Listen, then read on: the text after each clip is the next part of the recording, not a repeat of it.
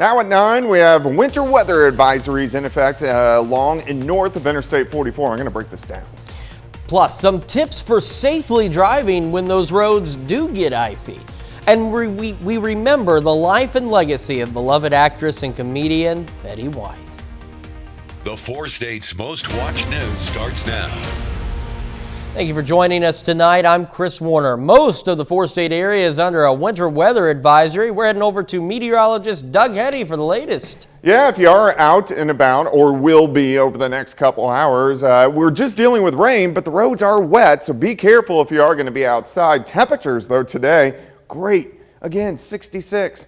Started at 48. Average high is 45 degrees, so well above that mark. Of course, winter weather advisory, southwestern Missouri, Kansas, along and north of Interstate 44. Look at all the moisture increasing, all the rain increasing over the past few hours, and this is really right along and south of I-44, but you can see some pockets of moderate rain through Newton County, McDonald County, also Delaware County, and then stretching up toward Mount Vernon. This is just going to increase. Look at all the moisture out across central parts of Oklahoma. So rain increasing, especially after midnight for us tonight. Just periods of rain. An Arctic front is dropping through, so temperatures will drop into the 40s by morning. And then we'll start to get some freezing rain, which will start to roll into the area. So I'm going to break that down for you here in just a little bit. All right, Doug. In the words of the philosopher Gwen Stefani, this forecast is bananas.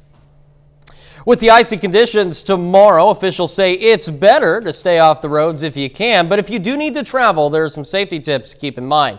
Now, MoDOT says to keep in mind that bridges and overpasses are going to freeze first, and also that seemingly safe roads could still be dangerous. Obviously, the best thing to do is not be out in it when the weather does come, and we're pretty good with the forecast anymore, and they're pretty confident this one is going to hit us. So the best plans are to find where you want to be and stay put and wait for the road conditions to clear up. Now, also, before your trip, you should check your road conditions with your state's Department of Transportation website. And the city of Joplin is reminding people to have an emergency kit ready as this freezing weather moves on in. Officials say that emergency kits should include plenty of water, at least a gallon per person per day for 3 days, and 3 days worth of canned or dried food per person. Also, should include a battery-powered radio, flashlight, first aid kit, and copies of important documents. America has lost one of its most beloved entertainers on New Year's Eve. Actress and comedian Betty White has died. Reporter Jonathan Hunt takes a look back at the life of Betty White, who passed away at age 99. Betty Marion White was born January 17, 1922 in Oak Park, Illinois.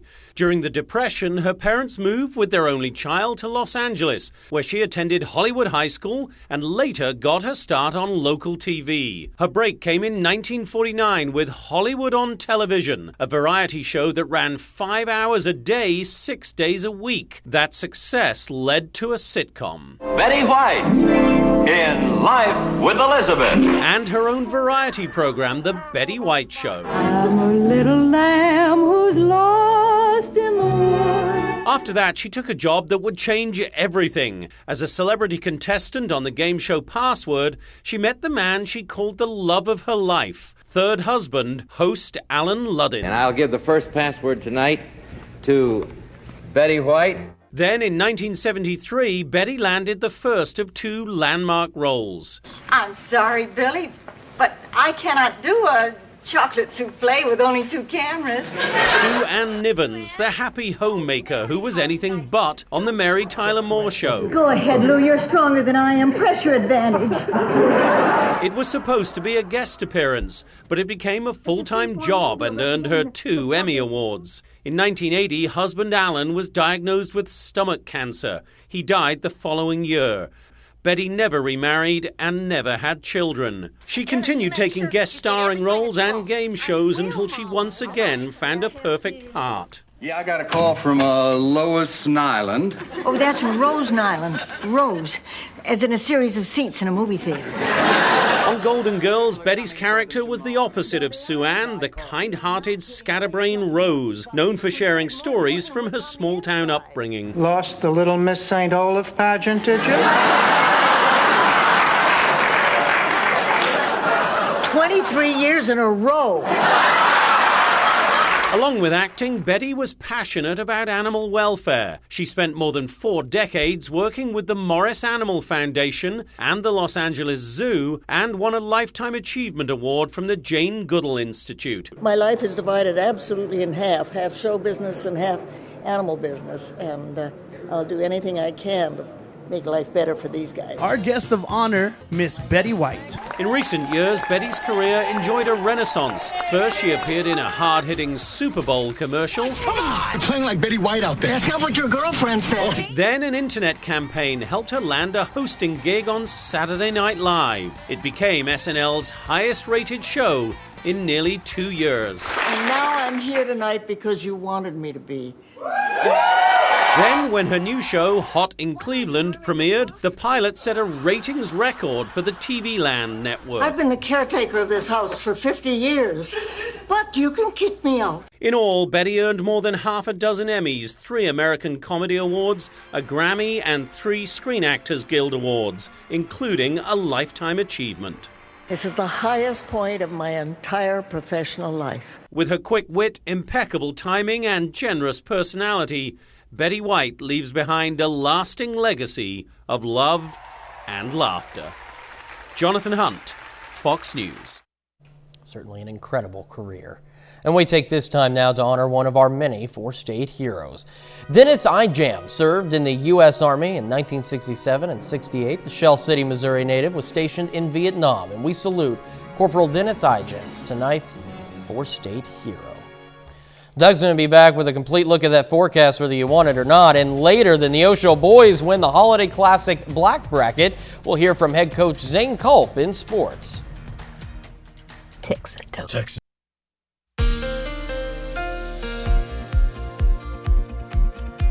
Well, of course, it turned out to be a nice day for us today, but big changes rolling in already as an Arctic front is dropping into the area, and that's why we have winter weather advisories in effect for areas along and north of I-44. And this is due to a little bit of wintry weather. I think all of us will see some wintry weather, but along and north of I-44, that's the area that is warranted, at least the winter weather advisory. All right, look at the rain really increasing over the past couple hours. Northeastern Oklahoma, southwestern Missouri, Arkansas, right along and mainly south of the I-44 corridor. But you can see some pretty decent pockets from Mount Vernon, Monette, Neosho. These stretch back in Mack County and then Delaware County and then all the way back toward Tulsa. And this rain's just going to continue to increase by the time we head, or really after midnight into the morning hours. Look at all the moisture. It kind of stretches all the way back through parts of Texas. And then you got snow up through the mountains. And then you got the main wave now pushing into western parts of New Mexico. This is a very fast moving storm system, but it is going to drop a decent amount of rain, a little bit of wintry weather as well. It is wet. Indigo Sky Casino and Resort parking lot is full, of course. It's New Year's Eve, if you weren't aware of it. Heading into 2022 here shortly, but look at our temperatures. Arctic fronts dropping in. So we're at 38 in Yates Center, 40 in Iola, and then everybody else mainly into the 50s, upper 50s to near 60 degrees. But of course, these temperatures are going to drop tonight. But look at the Arctic front, really from just north of St. Louis, right through our northern counties, south of Wichita, south of Dodge City. So Wichita's at 29, 21 in Dodge City, 8 in North Platte, 8 in Sioux City. So it's going to get cold. You know what this means, Chris? Better hold on to your britches over the next couple days as this cold air continues to roll in. All right, let's go through time for us tonight. Showers, even a few random thunderstorms in our southern counties. Rain continues to increase. Here's 4 a.m. A little bit of freezing rain starting to work into our northwestern counties, and that line will start to march south and east. Here's 6:30 in the morning. So the good news, at least for tonight, we're just dealing with rain. 6:30 in the morning, freezing rain, northern counties. Everybody else, a cold rain. We're into the 30s. By 9 a.m., the freezing line near Pittsburgh, Lamar, over toward Parsons, continues to drop south, should get into the metro near the noon hour. Here's good news. By the time it gets to the metro, the heaviest of the moisture is gone. So all afternoon, we're just going to have periods of light freezing rain or light freezing drizzle, very light sleet, little bouts of light snow. Here's 4 p.m., but temperatures are going to be so cold. Plus, when you get all the rain on the roadways and temperatures drop into the 20s, the leftover rain, it freezes. So that's going to cause some issues on the roadways. As we go into tomorrow night, the upper level wave swings out, and this will give us a little bout of very light snow. Maybe a dusting, maybe a ½ inch in spots, but very light snow. But look at the temperatures. We're in single digits, and then it struggles to warm up during the daytime hours on Sunday. All right, most of our northern counties, sleet and snow, 1, maybe 2 inches of sleet and snow. Doesn't affect the power lines, but of course it makes the roads pretty bad. Everybody else in the purple, a glaze of ice upwards to 1/10 inch of ice. Does not really affect power lines, but again, some of the roads could be slick, and then a dusting of snow for us tomorrow night. So not a huge storm system, but it's going to get really cold, and we are going to have some slick spots on the roadways. All right, we're going to drop into the 20s tomorrow, 10 tomorrow night, 25 on Sunday. We do warm up Monday and Tuesday, right back down by Wednesday and Thursday. Chris? Doug, thank you. Coming up, could the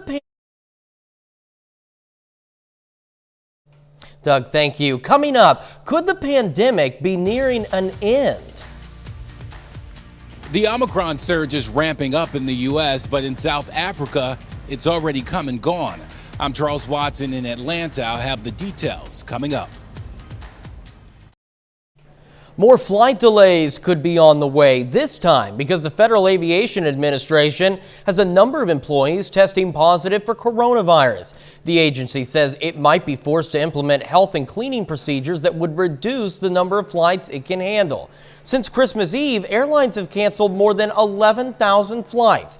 More than 1,000 have already been scrapped for this weekend. We're still in the thick of our Omicron surge in the U.S., but data from overseas shows it could be ending sooner than expected. Reporter Charles Watson has more from Atlanta.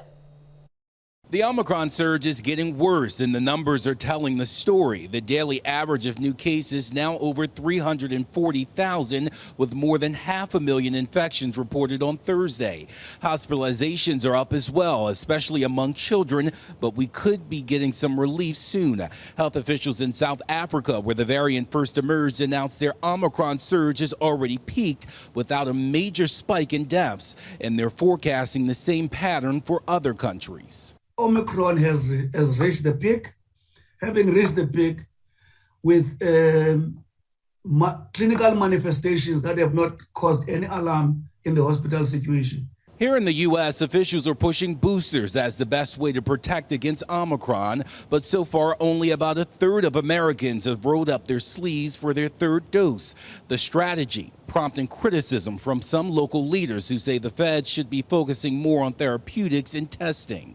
We saw a tremendous demand for testing that has been impossible to keep up with. And as America gears up to celebrate the end of another pandemic year, the surge isn't stopping millions from getting together, hoping for a new year without lockdowns and quarantines. As long as we're vaccinated and everyone takes care of each other, I think we will be okay.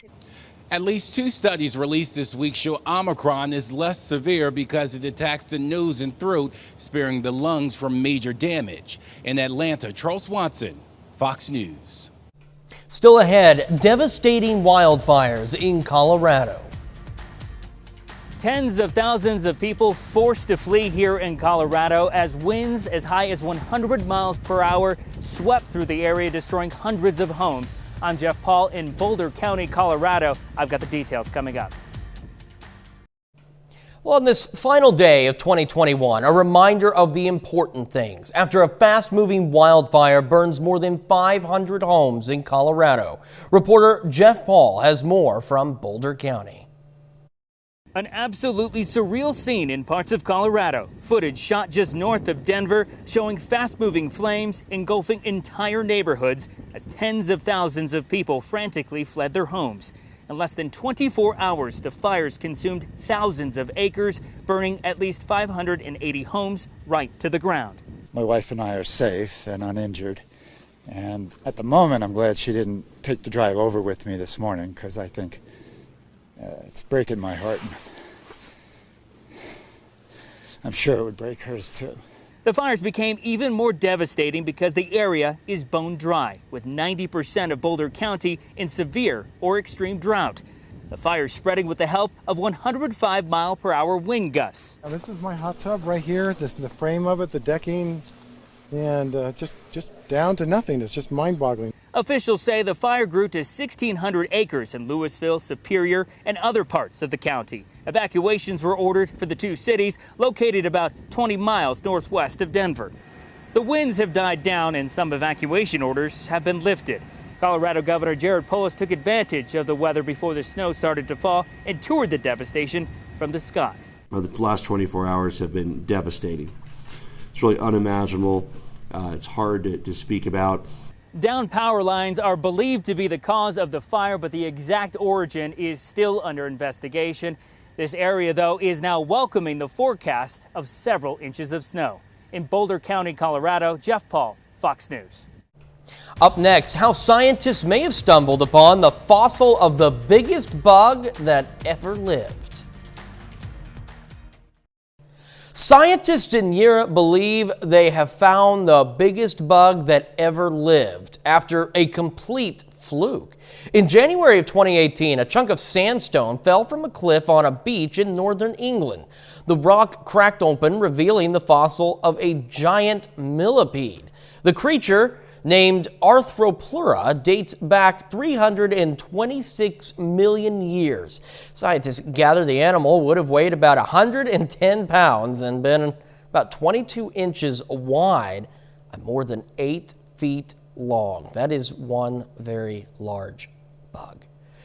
We got 30 more minutes of news, weather, and sports coming your way. An area roller skating rink hosts New Year's Eve party for families. Plus, we're going to look back at the top stories of the past year, from an attack on the Capitol to natural disasters. Some area families are getting some fun in before the new year and winter storms. Ruler City of Joplin hosted a New Year's party. We sent photojournalist Derek Knidig to check it out. So today we're having a New Year's Eve event.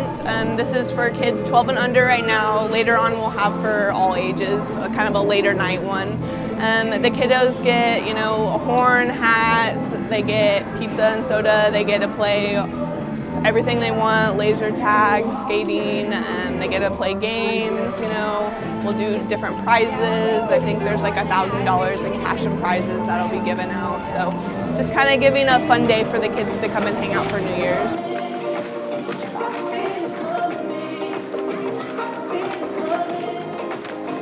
So I like the balloon drop the most because we get all the kids in the middle of the floor and we do a big countdown all together, and then the balloons drop and everyone's just really excited and they're blowing the horns and just having fun and stuff. But it's just a fun atmosphere really all around together, yeah. Ruler City is located at 2800 East 24th Street in Joplin. Another New Year's event today, a barrel bash at the Lucky J Steakhouse and Arena in Carthage. The people were able to get a meal from the steakhouse and watch some horse barrel racing. You can also check out some vendors. If anybody's coming out in the Carthage area, I invite them to come out here, enjoy it. It's going to be a good time. There's going to be, it's a family atmosphere. We're going to have booths over there with clothing and jewelry set up. They can come do a little New Year's Eve shopping. If they get hungry, there's a great steakhouse downstairs. If you don't make it out tonight, the barrel bash will continue through the weekend. Tesla has recalled 475,000 vehicles due to camera and front trunk issues. The automaker says the technical defects may increase the risk of accidents. 2 separate recalls are in place. One impacts Model 3 cars made between 2017 and 2020. Company says over time, a cable may separate, blocking the rear view camera feed. The other affects more than 119,000 Model S cars that have a faulty trunk latch. That issue could result in the hood opening unexpectedly. Eating veggies, fruits, and whole grains can help pregnant women avoid gestational diabetes.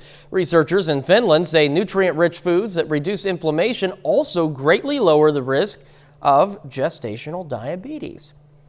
2021 was the second year in a row bookended by pandemic and political instability. But before we look ahead to the new year, reporter Bill Hammer takes a look back at the top news stories of the past 12 months. 2021 was another turbulent year marked by civil unrest, economic uncertainty, and a pandemic that just won't go away. Those stories and more dominating the headlines this past year. The year kicking off with one of the worst breaches of security in American history. After a rally featuring a fiery speech from President Trump, his supporters attacked the Capitol on January 6th, demanding his loss in the 2020 election be overturned. Members of Congress there to certify the vote went into hiding as thousands stormed the building, making it as far as the House and Senate floor and the Speaker's office. On the table. Those events eventually prompting the House to impeach President Trump just a week later, making him the only American president to face 2 impeachment trials. But much like his first, the former president was eventually acquitted by the Senate. Just a week later. So help me God. Congratulations, Mr. President.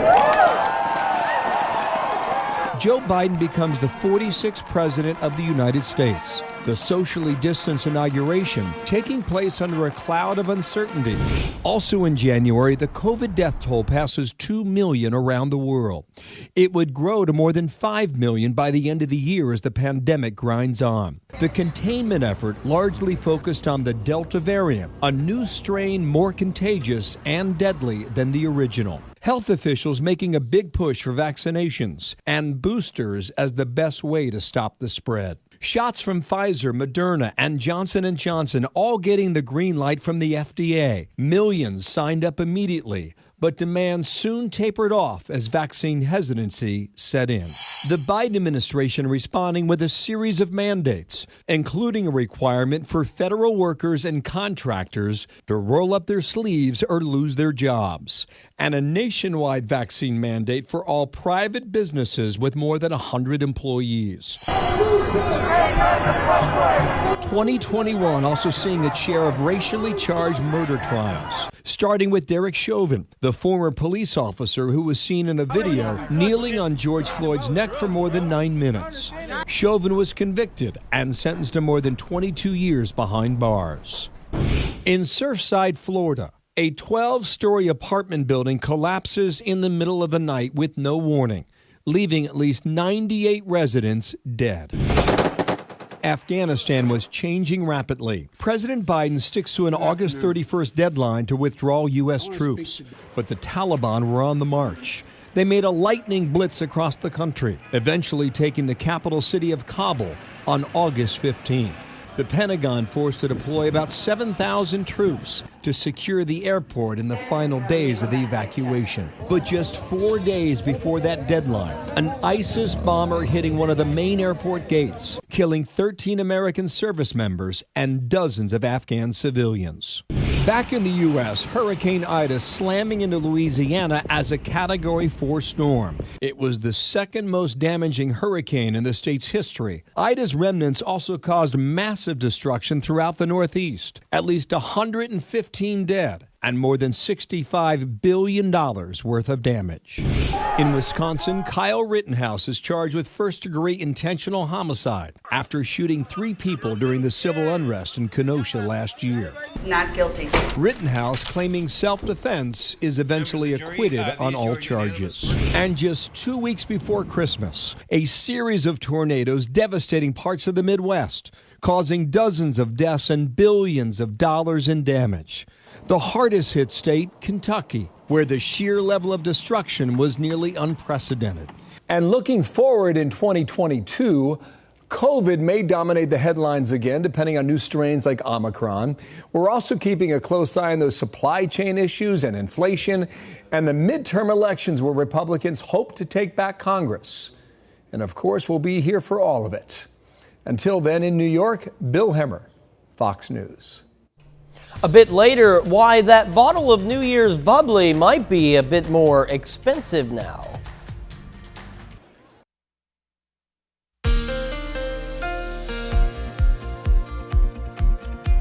Well, of course, it turned out to be a nice day for us today, but big changes rolling in already as an Arctic front is dropping into the area, and that's why we have winter weather advisories in effect for areas along and north of I-44. And this is due to a little bit of wintry weather. I think all of us will see some wintry weather, but along and north of I-44, that's the area that is warranted, at least the winter weather advisory. All right, look at the rain really increasing over the past couple hours. Northeastern Oklahoma, southwestern Missouri, Arkansas, right along and mainly south of the I-44 corridor. But you can see some pretty decent pockets from Mount Vernon, Monette, Neosho. These stretch back in Mack County and then Delaware County and then all the way back toward Tulsa. And this rain's just going to continue to increase by the time we head, or really after midnight into the morning hours. Look at all the moisture. It kind of stretches all the way back through parts of Texas, and then you got snow up through the mountains, and then you got the main wave now pushing in western parts of New Mexico. This is a very fast moving storm system, but it is going to drop a decent amount of rain, a little bit of wintry weather as well. It is wet. Indigo Sky Casino and Resort parking lot is full, of course. It's New Year's Eve, if you weren't aware of it. Heading into 2022 here shortly, but look at our temperatures. Arctic fronts dropping in. So we're at 38 in Yates Center, 40 in Iola, and then everybody else mainly into the 50s, upper 50s to near 60 degrees. But of course, these temperatures are going to drop tonight. But look at the Arctic front, really from just north of St. Louis, right through our northern counties, south of Wichita, south of Dodge City. So Wichita's at 29, 21 in Dodge City, 8 in North Platte, 8 in Sioux City. So it's going to get cold. You know what this means, Chris? Better hold on to your britches over the next couple days as this cold air continues to roll in. All right, let's go through time for us tonight. Showers, even a few random thunderstorms in our southern counties. Rain continues to increase. Here's 4 a.m. A little bit of freezing rain starting to work into our northwestern counties, and that line will start to march south and east. Here's 6:30 in the morning. So the good news, at least for tonight, we're just dealing with rain. 6:30 in the morning, freezing rain, northern counties. Everybody else, a cold rain. We're into the 30s. By 9 a.m., the freezing line near Pittsburgh, Lamar, over toward Parsons, continues to drop south, should get into the metro near the noon hour. Here's good news. By the time it gets to the metro, the heaviest of the moisture is gone. So all afternoon, we're just going to have periods of light freezing rain or light freezing drizzle, very light sleet, little bouts of light snow. Here's 4 p.m., but temperatures are going to be so cold. Plus, when you get all the rain on the roadways and temperatures drop into the 20s, the leftover rain, it freezes. So that's going to cause some issues on the roadways. As we go into tomorrow night, the upper level wave swings out, and this will give us a little bout of very light snow, maybe a dusting, maybe a half an inch in spots, but very light snow. But look at the temperatures. We're in single digits, and then it struggles to warm up during the daytime hours on Sunday. All right, most of our northern counties, sleet and snow, 1, maybe 2 inches of sleet and snow. Doesn't affect the power lines, but of course, it makes the roads pretty bad. Everybody else in the purple, a glaze of ice upwards to 1/10 of an inch of ice. Does not really affect power lines, but again, some of the roads could be slick, and then a dusting of snow for us tomorrow night. So not a huge storm system, but it's going to get really cold, and we are going to have some slick spots on the roadways. All right, we're going to drop into the 20s tomorrow, 10 tomorrow night, 25 on Sunday. We do warm up Monday and Tuesday, right back down by Wednesday and Thursday. Chris? Doug, thank you. Coming up, Doug, thank you. Coming up in sports, we're going to hear from Neosho head coach Zane Culp on the Wildcats championship win on Thursday. Plus, Cincinnati faces Alabama in the first college football playoff game of the evening. Danny Terzer's got highlights and more next.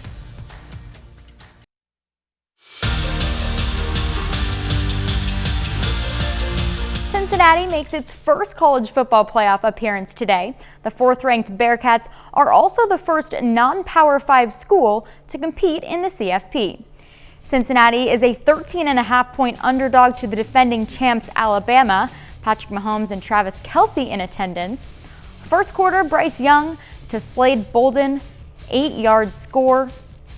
Then Young pitches it back to Brian Robinson Jr., 23-yard gain. He rushes for 204 yards. That's an Alabama Bowl record. On the same drive, Young launches it to Ja'Cory Brooks, 44-yard touchdown. That breaks it open. It's 17-3. A Bama defense here. Desmond Ridder takes the sack for a 10-yard loss. Fourth quarter, Young finds Cameron Latu. Alabama cruises by Cincinnati 27-6 to advance to the national championship. Bama will face the winner of this one, number 2 Michigan against number 3 Georgia in the other semifinal. Georgia starts out hot and dominates the entire way. It's 34-3 late in the fourth quarter. The Chiefs are coming off a dominant win over the Steelers where they clinched the AFC West, their 6th straight division title. This week, Kansas City travels to Cincinnati to continue their hunt for the number 1 playoff seed. As always, now we'll hear from the voice of the Chiefs, Mitch Holthus, on this week's Minute with Mitch.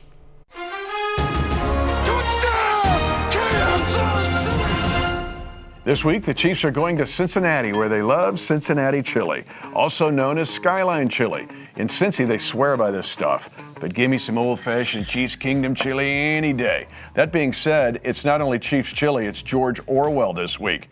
Now, Orwell was the controversial novelist, best known for his work entitled 1984. Little did Orwell know he was dealing with the Bengals Chiefs series in Cincinnati. The Chiefs have struggled in Cincinnati, to say the least. They lost 2 undefeated seasons there, 1969 and 2003, by identical 24-19 scores. Add losses in 2015, 2009, and 2008. So wait for it, the last time the Chiefs have won in Cincinnati? 1984. On this Minute with Mitch. The Minute with Mitch is brought to you by Como Jewelry. Every day's game day, Como Jewelry, Pittsburgh, Joplin. Sunday's game against the Bengals kicks off at noon. Kansas City is 4.5-point favorites. The Neosho boys took home the Black Bracket Championship at the Neosho Holiday Classic on Thursday night. The Wildcats came from behind to beat McDonald County 70-63.